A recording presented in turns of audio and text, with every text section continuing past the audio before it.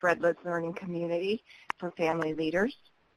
If you haven't done so, please introduce yourself and tell us where you're from using the chat box. You can see lots of people are doing that now. We welcome everyone to the call, and a special welcome to all who are joining us for the first time. FREDLA has been hosting these learning communities for the past 4 years now. It looks like from the chat box, we have broad representation from across the country, as well as very diverse representation of organizations. That's a great thing, and we hope to hear from all of you throughout the presentation with your questions, comments, experiences, and so on. My name is Jane Walker, and I am with the Family Run Executive Director Leadership Association, otherwise known as FREDLA. And with me today, I'm very honored to present with the new Executive Director of FREDLA, Pat Hunt. We are co-presenting today because it is a very personal issue to us, children in residential care, as both of us have had one of our children in residential programs. And we'll talk more about that as we go through the slides. FREDLA is a partner in the National Technical Assistance Network for Children's Behavioral Health, operated by and coordinated through the University of Maryland. This is under a contract with the U.S. Department of Health and Human Services, Substance Abuse and Mental Health Services Administration.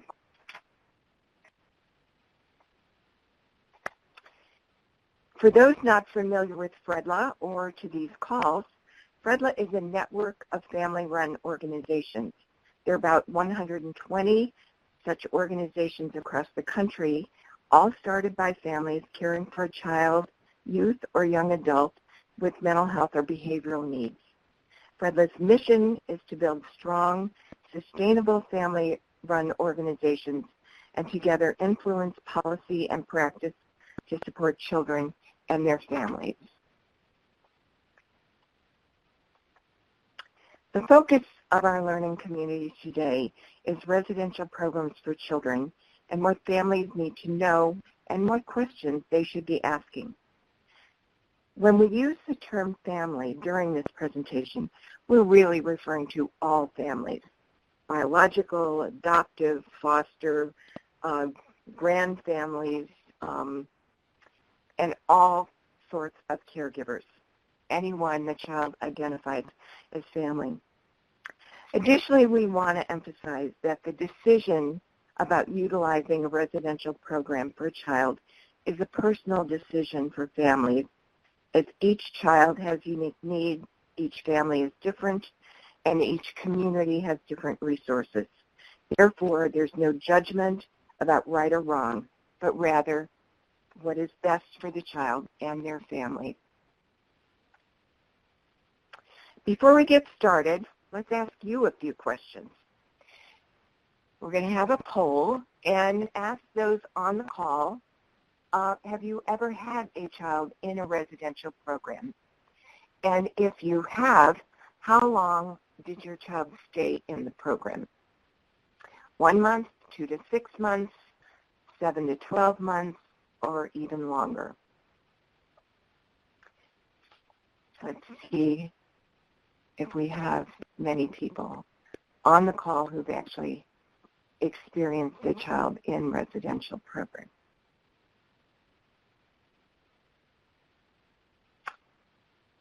Let's see. We don't have too many people responding, and I'm wondering how many families who've had that experience. I know Pat and I have, and I will share with you that my daughter was in a residential program for much longer than 12 months. It was actually 7 years. It was a long time ago, and that's what gives me the passion to do this work.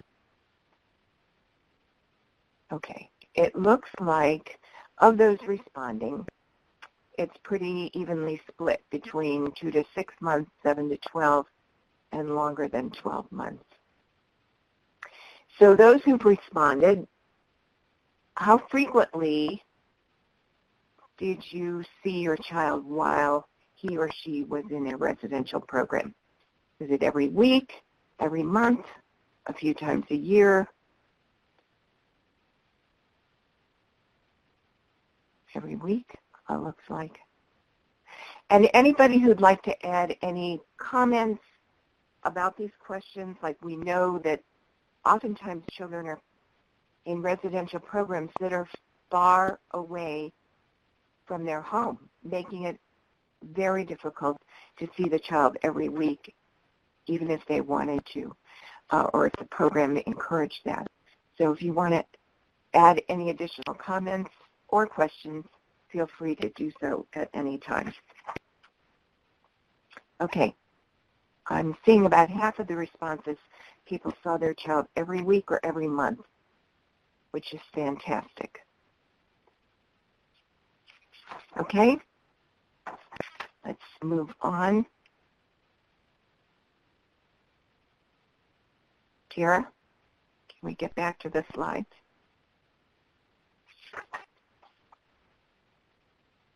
Okay. As FREDLA delved into the discussion of residential programs for children, we were surprised to learn several things. First, there is no standard definition of a residential program, except for the fact that children are living and sleeping away 24/7 from their families in their homes. Settings differ vastly, as do populations of children and youth, as well as the programs offered and the staffing. For example, some programs are required to have a psychiatrist on staff, others are not. Licensing requirements differ, credentialing, and even oversight differs depending upon the type of residential program. The recent publication titled Defining Group Care Programs stated that 2 group care programs may be as different as 2 European countries with different populations, cultures, and languages. A 2006 report from SAMHSA indicated that state mental health directors identified 71 different types of residential programs for youth with mental health needs across the country. This makes it very difficult for families to understand and know what to expect when considering a residential program. All the more important that families know the right questions to ask. So to complicate things even further, there are many different terms used for residential programs, such as group homes, RTCs, PRTS, and so on. Note that this list does not include private programs such as wilderness camps, boot camps, and such that parents may turn to in desperation, nor does this list include residential special education programs that may be for specific conditions such as learning disabilities that could be funded through special education or even private resources. A term currently being used is residential intervention because it more accurately reflects that residential programs provide time-limited interventions and treatment efforts that are all geared to the child returning home to their family and community. This may not be a term we hear often or families use, but it is one that the field is using more and more. So as family members, and I speak from personal experience, the decision about a residential program for our children could not be more important. We worry and we care so much, and we are so desperate to do the right thing. We often feel conflicting emotions, ranging from relief to grief when considering residential treatment. We want to do the right thing, but we're not certain. The lack of standards, different terms, and different programs compound the decision for parents and makes it more confusing about what is the right decision and what we should be looking for. It was all these factors that led FREDLA to convene a group of families across the country to help us look at what families need to know in making such major decisions that affect their child and family. And I really want to pause at this time and acknowledge and thank Building Bridges Initiative for their invaluable work. Beth Caldwell, Gary Blau, Sherry Hammock, Kelly Tippins-Burke at Building Bridges believe from the start that families must be engaged in every aspect of residential programs. Their website is up on the screen, and they have a wealth of resources for families, for providers, judges, funders, administrators, and we thank them for all the work that they have done in this area. Additionally, I'm pleased to say that Joanne Hust from BBI will also be weighing in during this webinar with some updates from BBI. So FREDLA really wants to thank the families who provided invaluable input and review and experiences with their own child that has informed the work that we've done here today. So with that, I'm going to turn it over to Pat Hunt. Thanks. Thank you, Jane. So undoubtedly, there's a lot going on for families who are considering out-of-home care for their child or teenager. You know, we're under a lot of stress. Our child's symptoms may have created difficulty at home, in the family. They may be in trouble at school or problems in the community, like involvement with the police or child welfare. I think we all kind of get the picture about how isolating that can be, as our friends and family members may not know how to support us or support or even accept our children sometimes who are struggling. And that really doesn't even speak to the level of uncertainty that their siblings may be feeling as well. So as our own relationships can be affected in lots of ways as we try to meet the demands of the everyday demands of our children and families and keep jobs and keep relationships going, we're feeling great, great pressure. And I think our children's providers also feel great pressure to help us get resources and find solutions quickly, because they know a child's time is pretty limited in their development. So it doesn't take very long if you overlook something or don't get what you need when you're 7, 8, 9, 10, pretty soon you're 18, 19, and the types of resources are no longer available that could have helped you when you needed it the most. So we're hoping that today's discussion can at least provide you with some questions or considerations to help reduce the pressure when and if you have to make such a decision about out-of-home options. And that if you do have to make such a decision, it can be a better informed decision. So as you begin to think about a residential program for children, there are several major considerations. The first thing to consider is whether your child needs a restrictive setting away from home, or are there resources or interventions that could meet their needs without changing their location. Are there other resources, financial resources that can be used to develop an intervention or a service, or to provide the level of support they need to be successful at home and in their own communities and achieve in school? Second consideration is safety, which is the biggest worry all families have about their children anyway, particularly in this day and age when they're exposed in so many ways to so many different challenges. But it's also a big worry when you consider using a residential program, and we'll talk more about that a little bit later.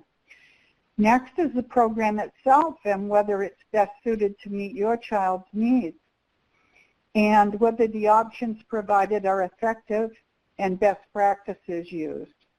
And how do they demonstrate positive outcomes? Not just talk about the number of children that they've served or the number of children that have graduated from their program, but really what have been the positive outcomes of their stay. And have all of the staff been screened, trained, and supported in best practices? And that includes supervisors.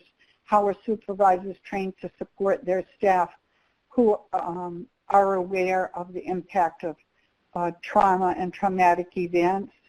And frankly, children who spend much time out of home, whether it's in any of the settings we've talked about today or in residential, there is trauma associated with that as well, even though it may not be a direct traumatic act to the child. The fact that you're no longer in familiar surroundings, you're uncertain of new rules and regulations, and you know, it's just a strange place to be. And so that in itself can be a little bit traumatic for children. And knowing whether the program will engage your child and family as full partners in care to ensure that they are involved in all decisions regarding their treatment is key. So we'll go a little deeper into each of these areas.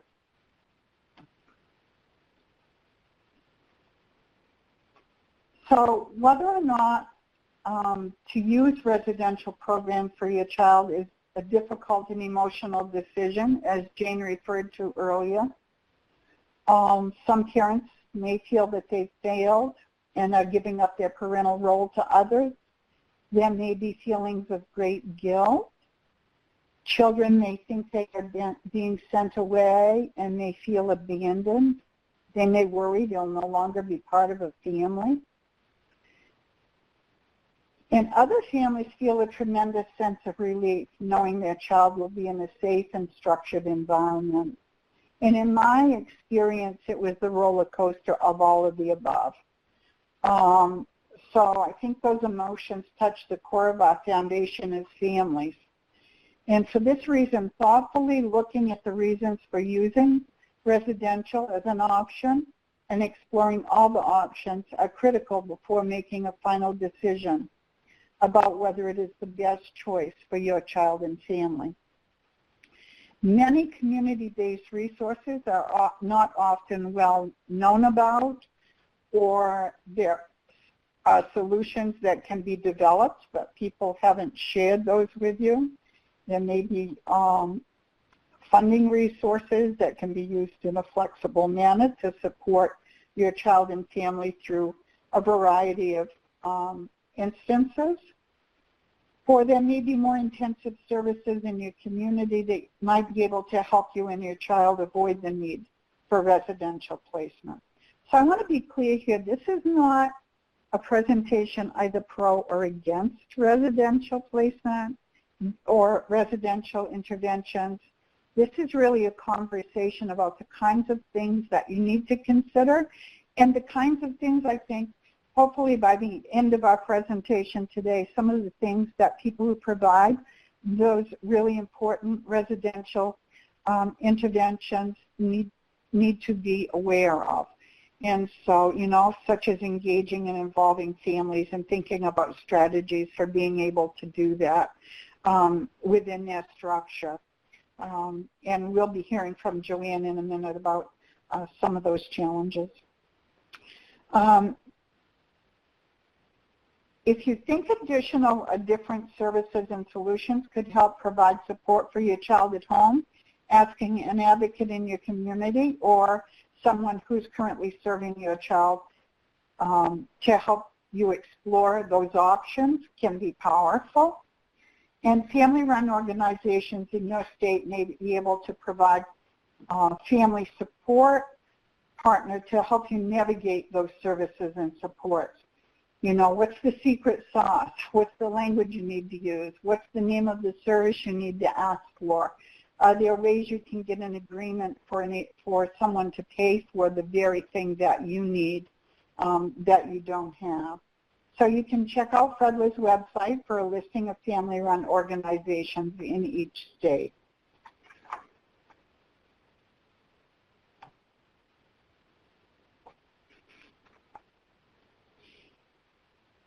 So realistically, we don't always control which program our child goes to.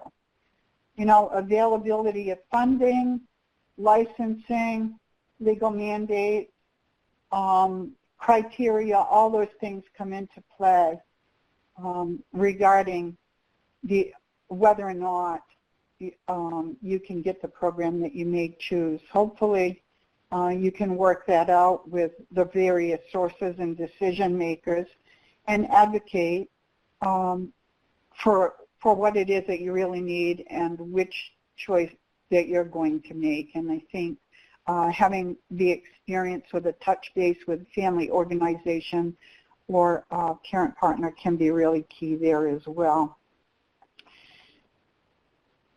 So visiting the program is another way to help you make a decision, meeting the staff, inviting staff members into your home, and looking at the activities available will help you determine if it will be a place that promotes the strengths, growth, and development of you and your child. Is the program close to home? Sometimes it's great if you want it to be convenient for visiting, but if it's not the best program for your child and you have to travel a little farther or meet in different ways, that's important too, so that you get the right service. Does the program have the required expertise, and are there other children with similar challenges?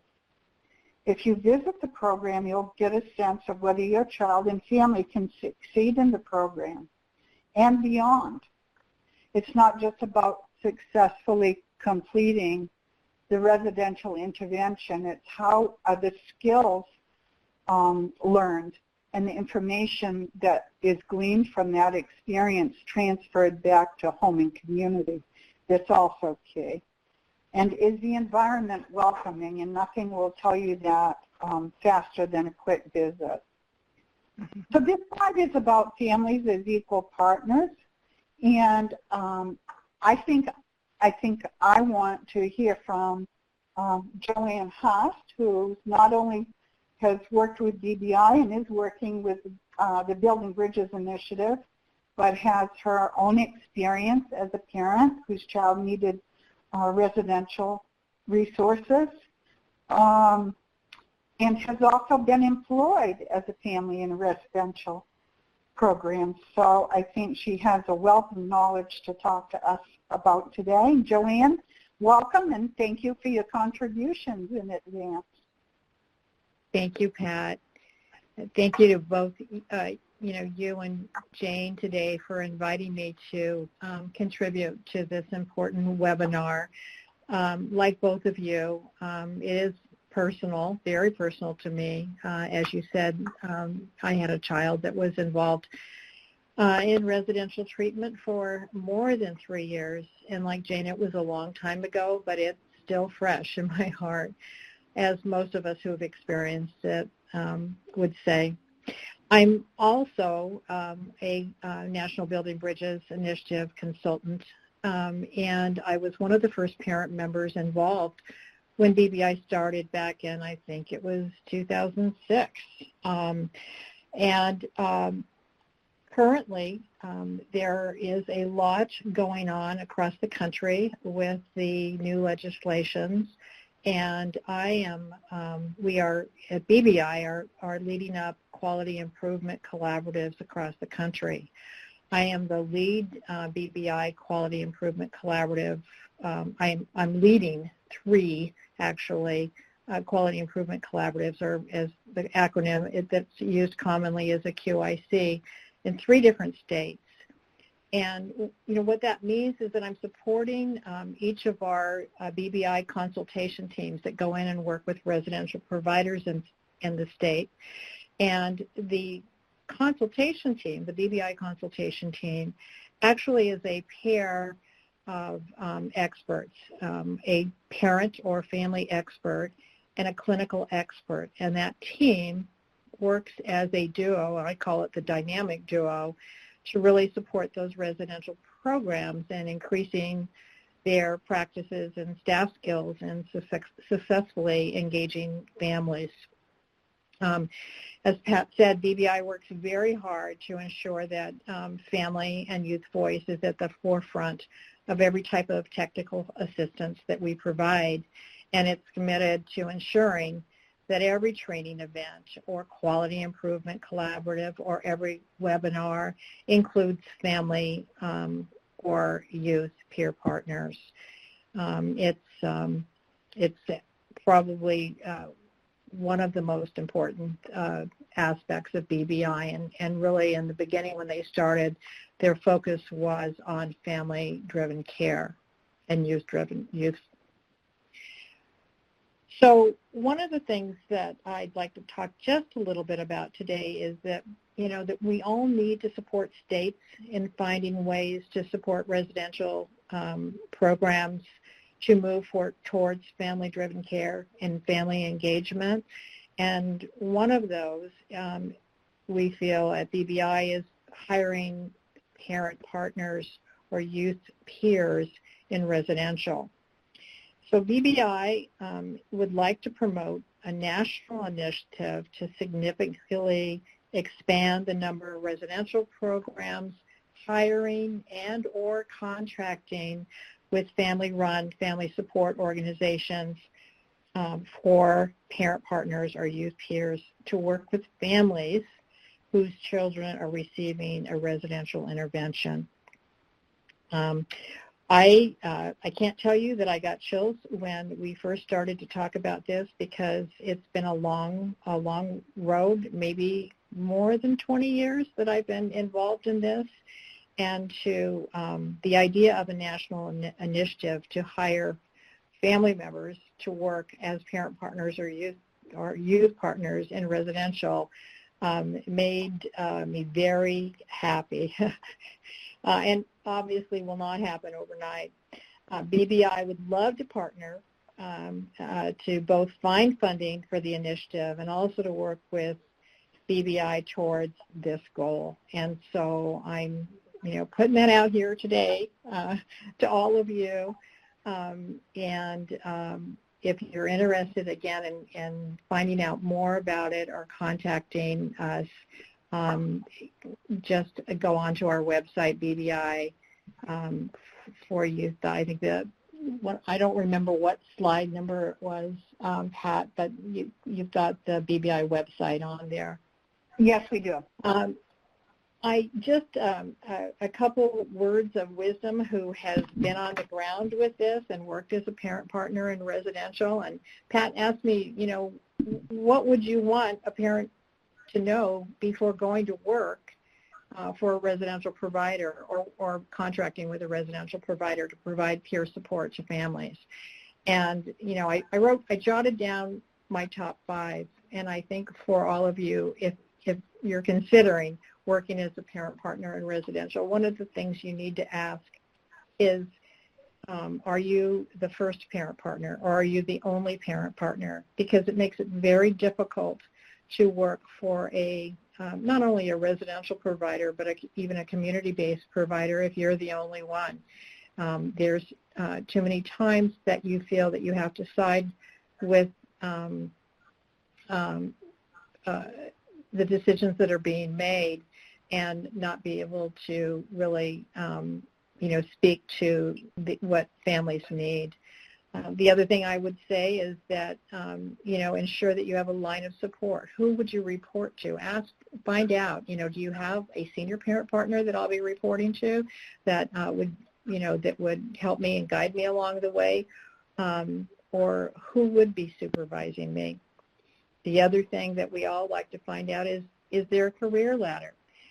This is one that I've talked to a lot of folks about, because sometimes you get hired as a parent partner and the only way to move up the ladder or to make more money even is to kind of jump to another position like a case manager or something that's outside of your role as a parent. And then we kind of lose the whole reason why we're doing it. The last is to draw your lines in the sand. Set your integrity guidelines early on and decide, what you're willing to compromise on. A lot of times we have to choose our priorities and compromise, but set your limits and know that if you're working as a parent partner within a residential provider, that you've got to be able to say, I can't support this. This is where I draw the line. And if you think about those 5 things before you consider choosing a role like that, I think that it might be an easier ride for you. So that's my advice or words of wisdom from somebody that's gone before. Thanks so much, ladies, for letting me join in today. Joanne, thank you so much.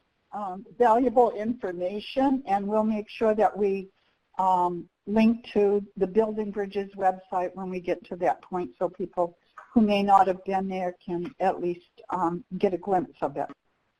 Thank you. You are welcome. So the best residential programs involve family members and other caregivers in as many ways as possible.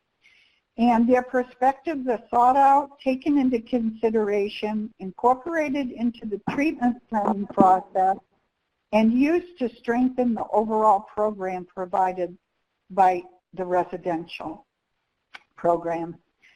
Parents and caregivers feel valued and viewed as a key part of the team working to help their child.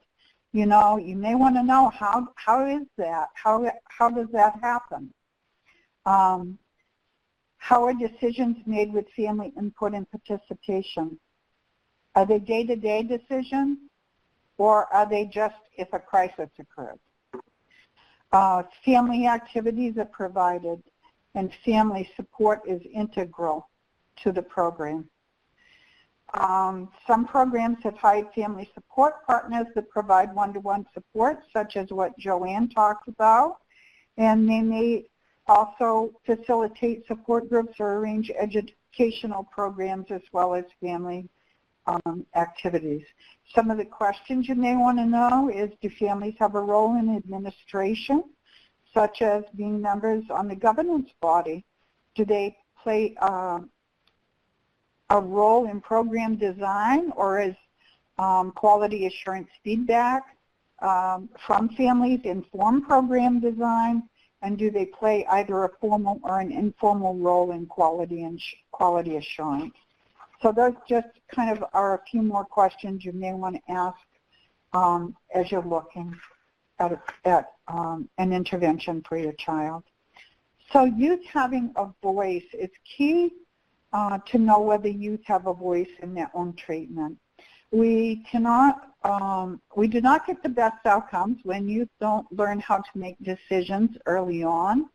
And the way we learn to make decisions is we have meaningful choices, and we get all the information to make really informed choices.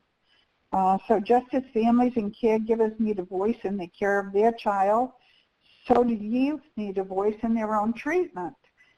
So they should be part of not only making those choices, but in being encouraged to set their own goals, to have sometimes lengthy discussions about what those goals look like and the steps that it would take to get there, so that the goals are realistic and young people can feel, sort of have that taste of success.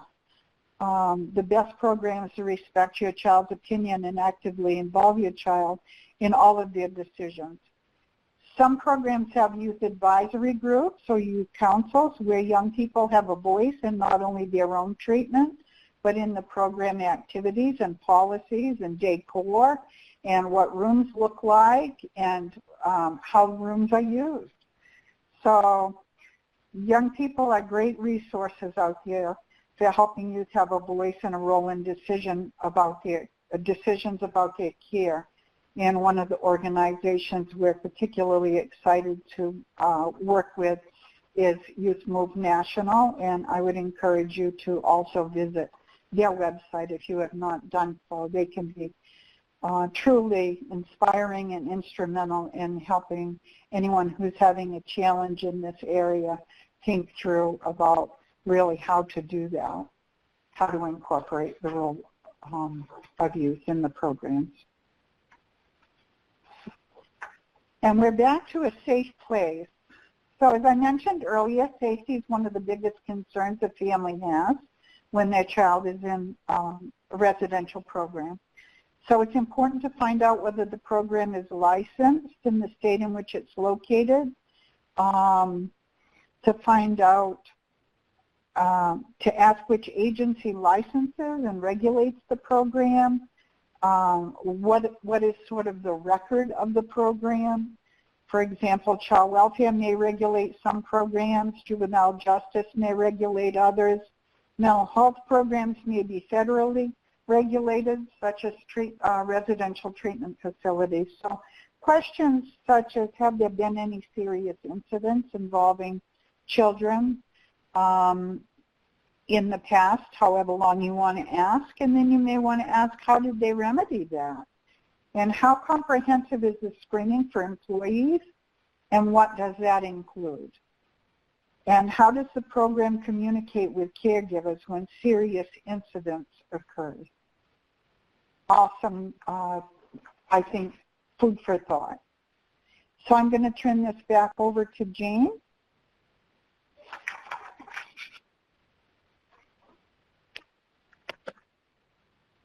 Jane? Oh gosh, I've been talking away. You missed my whole speech. I've been on mute. I'm so sorry. That's okay. So this is a really tough topic. You cannot talk about safety without talking about seclusion and restraint. Use of restraint is one of the biggest risks children face in residential programs. Effective programs never use restraint or seclusion as punishment, only as a safety measure if it's absolutely necessary. Ask the program how aggressive behavior is handled and whether the program teaches strategies for changing responses and behaviors, or whether it relies on discipline as the means to get behavior change. Ask the program if police are routinely called to defuse a situation, or if the program has protocols and practices in place for diffusing situations. Programs that routinely use the police are not equipped to really handle behavior and should be more addressing their own programs rather than relying on the police to come in and manage situations. Also, quality programs do not use any kind of corporal punishment, such as slapping or inflicting any type of pain, nor do they use a child's ability to see their family or speak with their family as a reward or a punishment. Families are not rewards or punishment. They are the child's family in every instance. Likewise, programs don't deny children education or use that as a means of punishment. And it's important as family members to share what we know about our children in terms of strategies that work to de-escalate a situation, and also inform them about any triggers or trauma that your child may have experienced that could inadvertently provoke an impulsive outburst.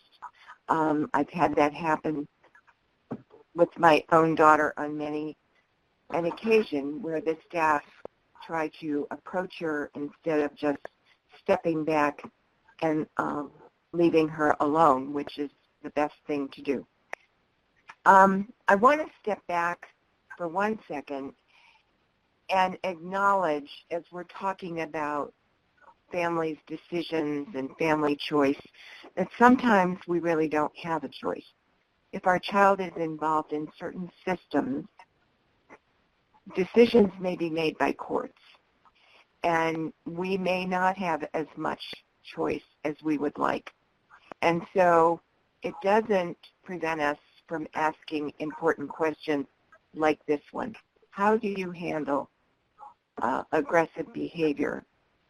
How do you use seclusion or restraint?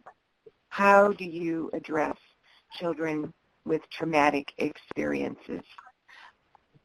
Are you aware of the triggers they have? So these are all critically important questions regardless of what program your child is in, whether it's one chosen by yourself or chosen for you. I also wanted to add that I recall when conversations were going on about my daughter going into residential, it was all about whether a bed was available.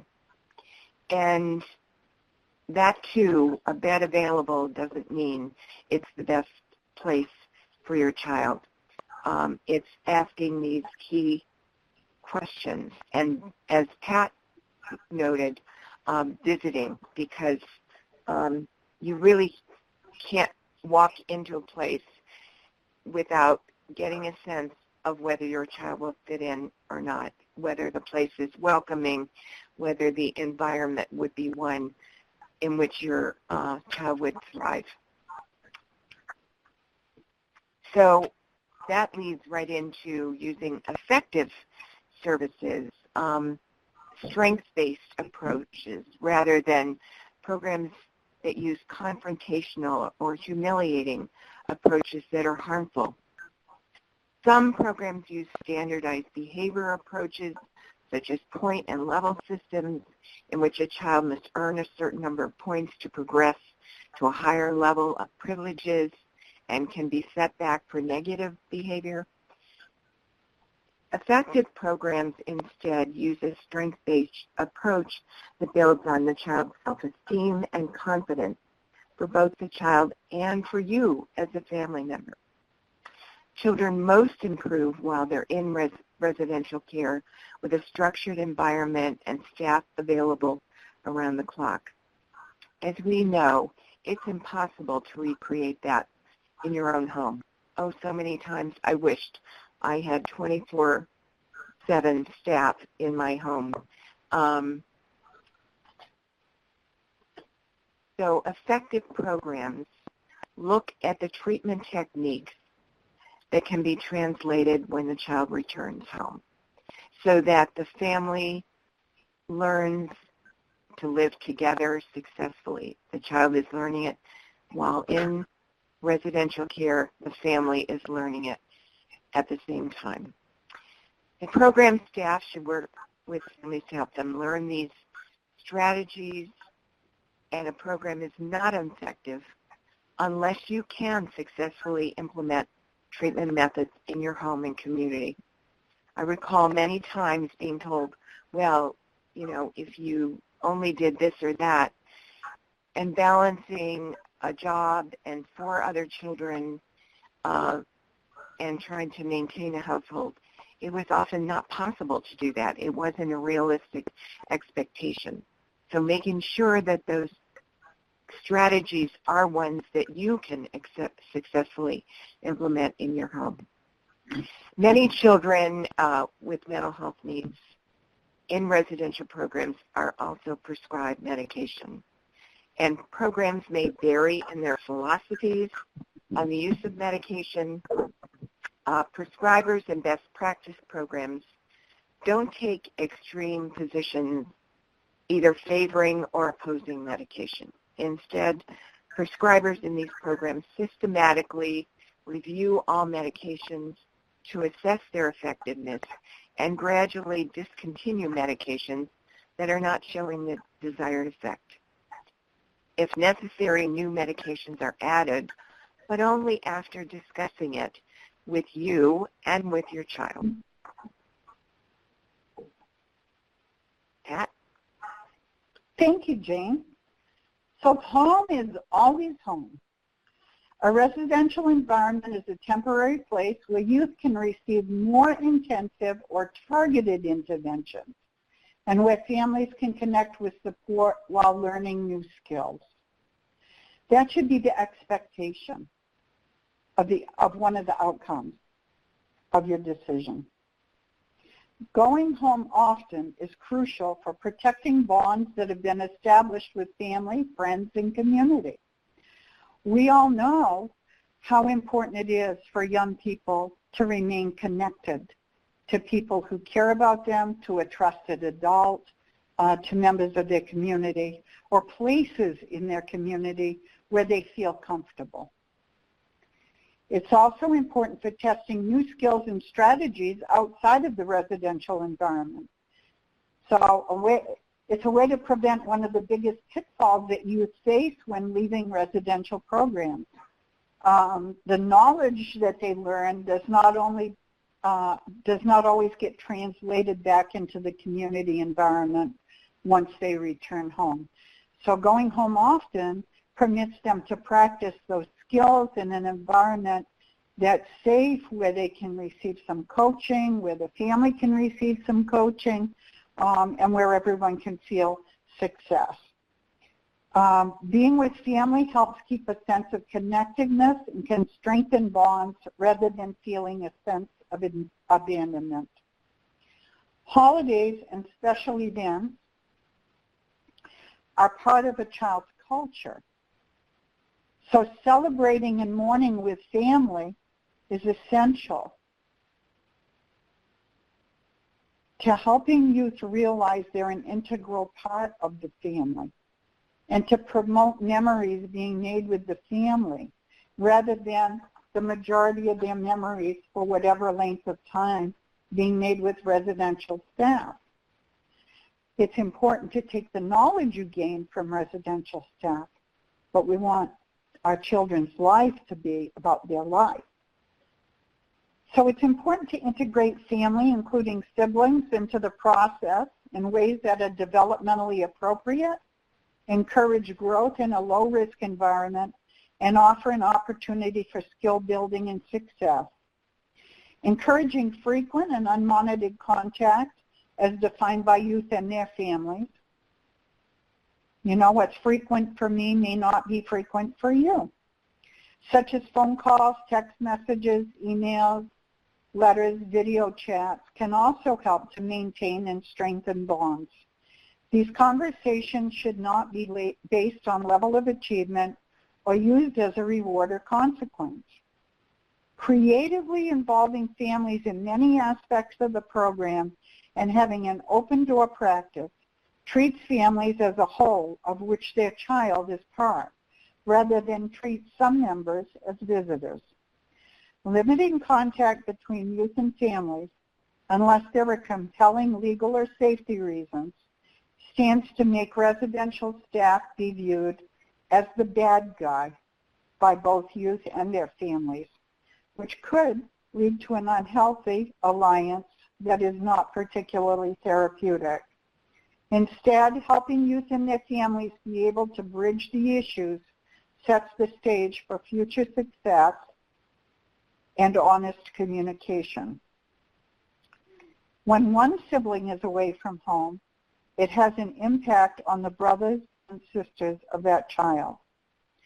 Siblings may feel unsafe or at risk of being sent away too. They need to hear that this is temporary and it's not punishment for behaviors. Rather, it's an opportunity for everyone in the family to get help with the challenges they've been undergoing. Affirm that all of the children are equally important and equally loved, regardless of whether or not they are home.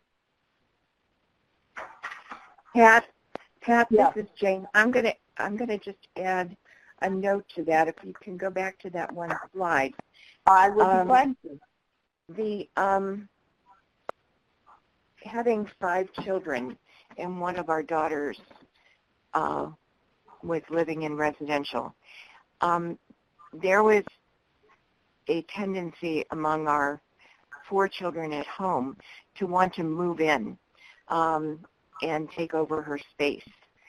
and it was a concerted effort to constantly say, no, that this is always her home, and that will always be her bed and her bedroom, and nobody else can take over that space.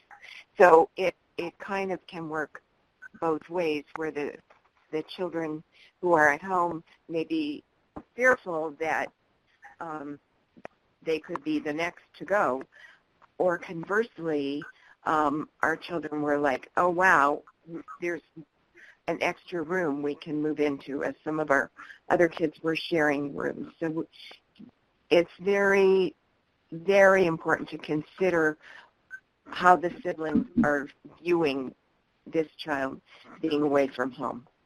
So I just wanted to add that. And then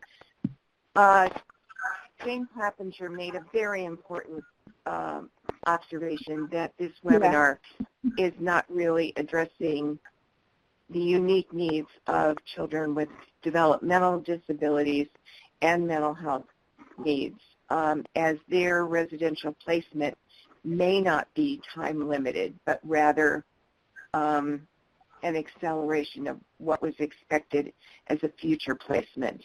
And Jane, I think that's a very valuable point, having my daughter having both of those disabilities. I understand completely what you're saying, and that may be something for another webinar. Very, very good point.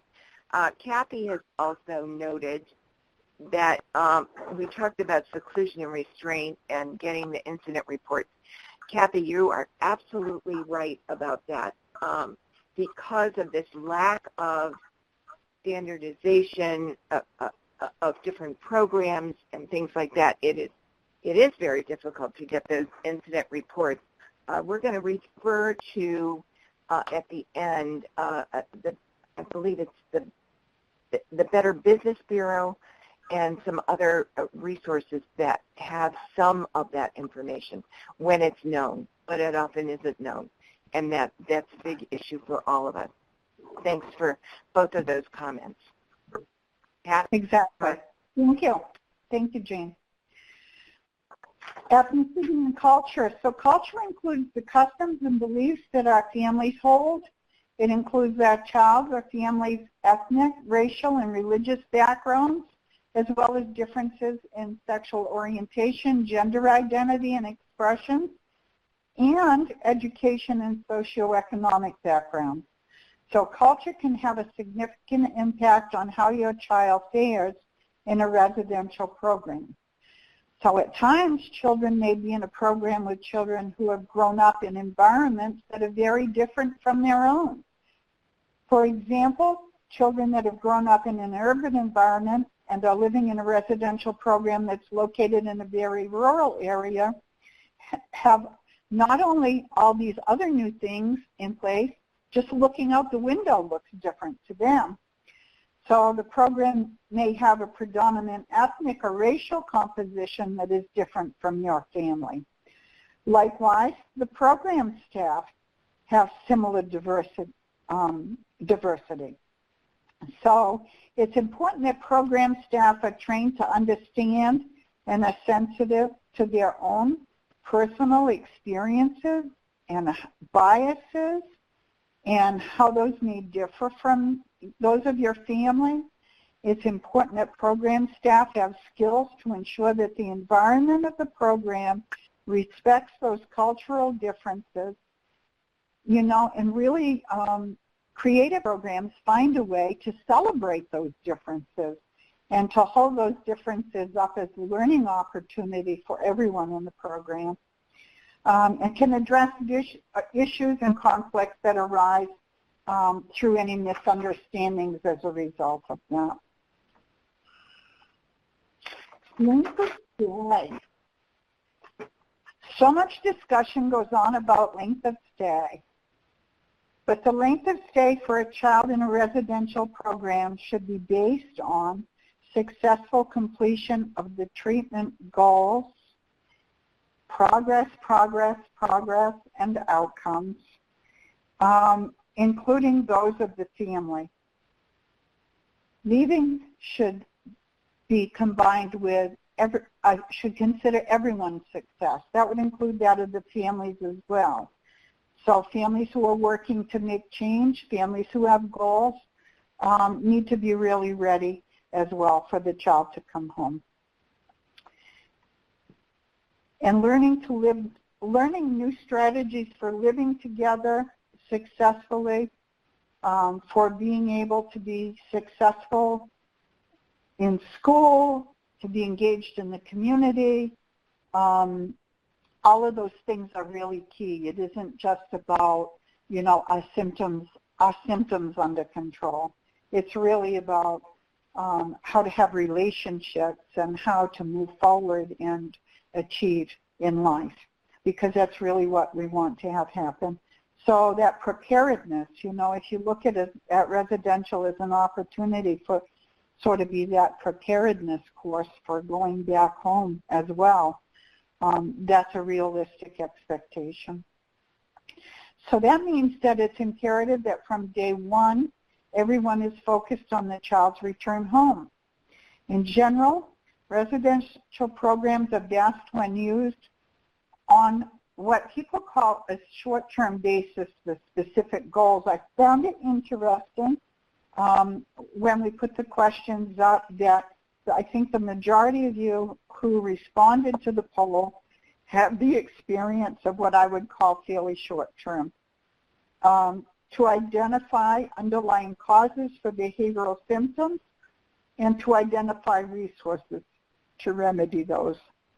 There are special circumstances when children who are leaving residential care are now young adults, and the best programs ensure that they have a place to go that will support them, that there is appropriate aftercare, education, and that all of their life domains in young adulthood are considered, and resources have been arranged and engaged prior to the youth leaving the program.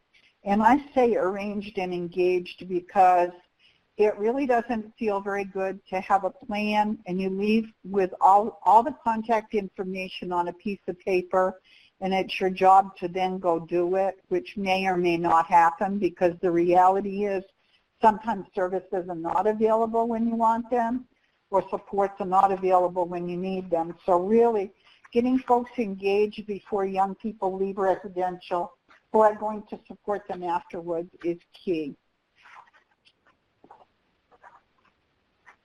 Coming home. So the transition back home, we talked about, begins on the first day when your child enters the program. So preparing you to I hate to say reunite, because hopefully you've remained united, but to really operate as a family and live as a family should be a goal from the outset. And everything that happens while your child is in that setting should be focused on steps toward that goal. And sometimes those are baby steps.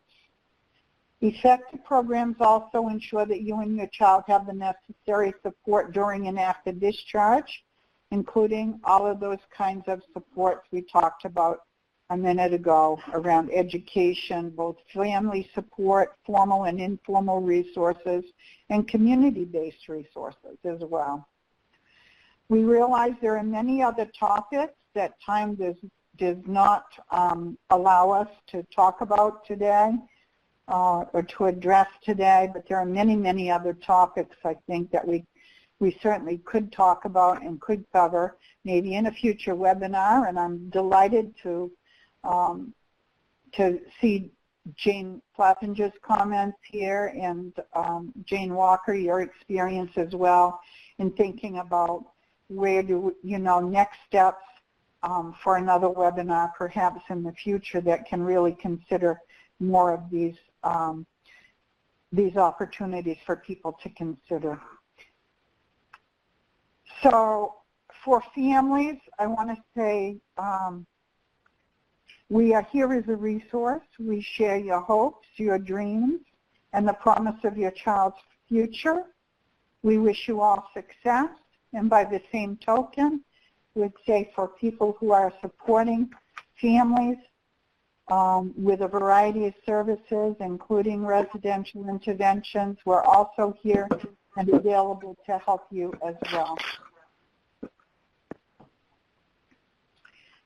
Some of the resources, did anybody want to link on any of these for us?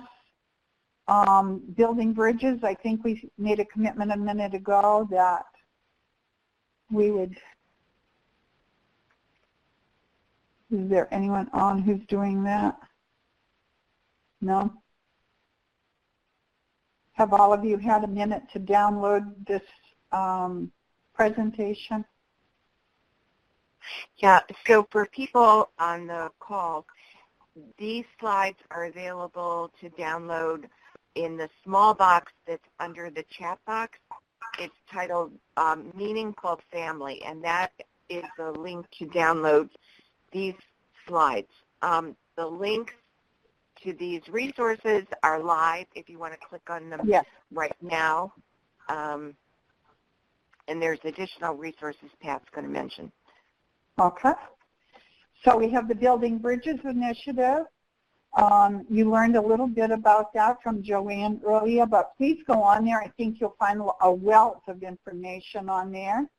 FREDLA, obviously reach out to us. I think, any way we can be helpful to all of you in your endeavor to make this the best life possible for children, youth, and families. We're there with you. The Federal Trade Commission has a consumer tip sheet on what to look for and questions to ask when talking with residential programs. And you have the resources to download in the box that Jane just discussed.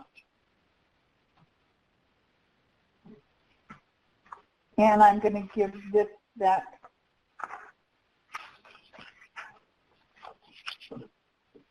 to Jane in a minute, but the next Family Leaders Learning Community is Mining for Gold, using the Children's Mental Health Initiative data to strengthen collaborations with youth and family-run organizations. There you go, everybody. Presenters will be Millie Sweeney and Melissa Pearson, FREDLA staff, and Bree Maselli from Youth Move National. That's April 25th, 2019, 3 to 4:30 p.m. Eastern Time. Please get that on your calendars.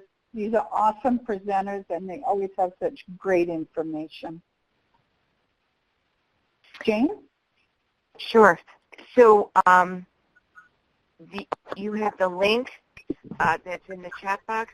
I'm registering for the April 25th webinar if you would like to. There's also a question about somebody that cannot open the links on their phone. Again, you'll be getting your, you can download the PowerPoint from today and see those links. Then you'll just have to copy and paste the links in.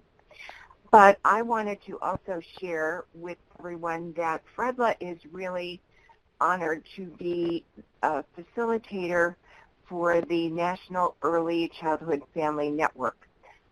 This is a relatively new group that was started last year. It's an outgrowth of the Launch Early Childhood grants that SAMHSA funds, and families got together at SAMHSA in February of 2018, and FREDLA has been facilitating this group, and they are doing a series of webinars. Their next one is called Honoring One's Potential Every Day with Stories, a Blueprint for Creating Connection. And Susan Graham from Connecticut and Nan Arnstein are doing that. And the real focus here is on family engagement. Susan was just part of a team that published a journal article on family engagement and systems of care. So don't miss that one. The link to register for that webinar is at the bottom of your screen there. So there's 2 webinars in April of importance. And then, of course, you can always sign up for FREDLA newsletter notices and ask for technical assistance. You don't have to be a statewide family network. You don't have to be a FREDLA member. You don't have to be a system of care. If you are working in any way or capacity in providing support to families, FREDLA can be a support to you as well. I want to do a shameless pitch here for FREDLA's Children's Mental Health Awareness activity.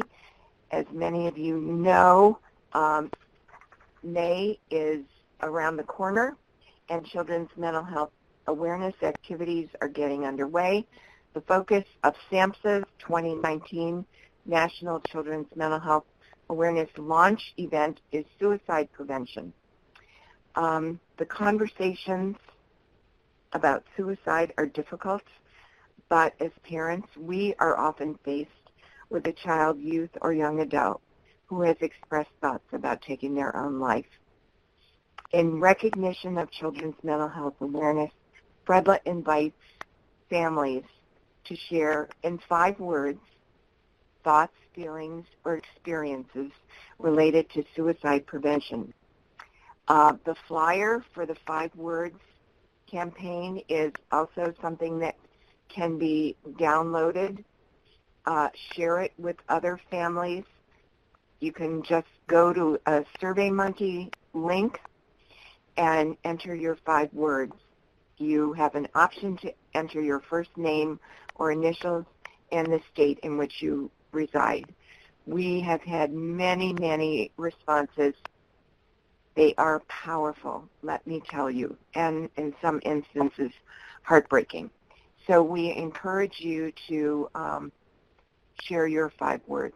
We want to get the words and voices of families from across the country heard during Children's Mental Health Awareness on this very important topic of suicide prevention.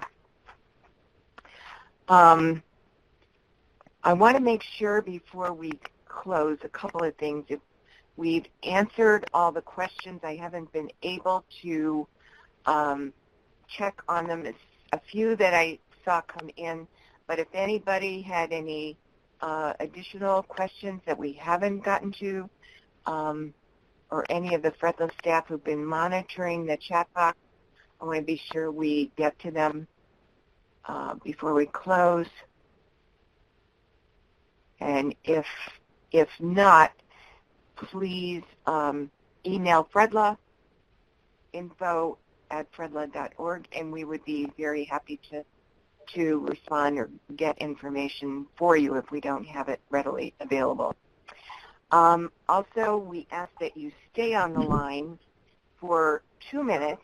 There is a survey that the Institute, the University of Maryland, that hosts these webinars, asks. It helps us get feedback on the webinar, and that feedback is so helpful and important to us and to the university. Lastly, here we thank SAMHSA, as always, for their support, and we want to thank Tiara, who is a member of our tech team. Tiara is the best, and would you all join me in putting in the chat box, thanks, Tiara. She's behind the scenes and does a magnificent job. So please share your thanks with Tiara. We can't thank her enough. And we thank all of you. Thanks to Joanne Huss and to Pat Hunt. Always a privilege to work together. So thank you, everyone, and do take the survey, please. All right? Have a great afternoon. Bye-bye.